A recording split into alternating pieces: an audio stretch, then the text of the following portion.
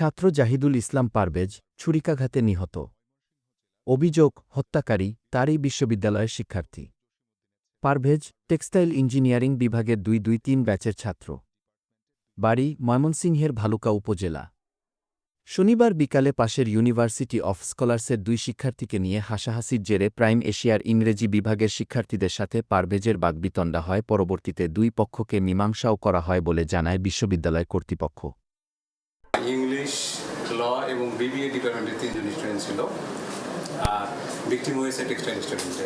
ওই ৩ জন স্টুডেন্টে আসলে মানে হয়তো কিছু বহিরাগত হয়তো সহায়তা নিয়ে এই ইনসিডেন্টটা ঘটেছে। যেটা সর্বোচ্চ সাপোর্ট ইউনিভার্সিটি থেকে দেওয়া দরকার সেটা আমরা দেব, যেন এটা সুষ্ঠু। সে ক্যাম্পাস থেকে বের হতেই ওই মেয়েদের ছেলে বন্ধুসহ ৩০-৪০ জন তাকে ঘিরে ধরে। ধারালো ছুরি দিয়ে বুকের মাঝে মারে, একেবারে হৃৎপিণ্ডে।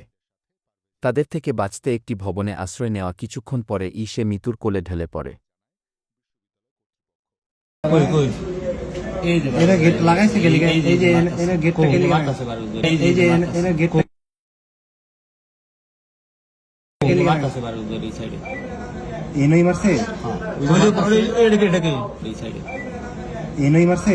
হ্যাঁ ওই এটাকে লিখন, ওটা লিখন ফিরে যাচ্ছে। হ্যাঁ এই যে পারবে যাই ভিতরে ঢুকো, এবার পারুন ঢুকছে এটা কোন? হ্যাঁ এই যে পারবে যাই।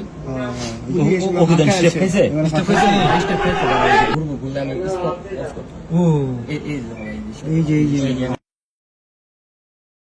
বুঝিও নাই, বুঝো নাই রে বলে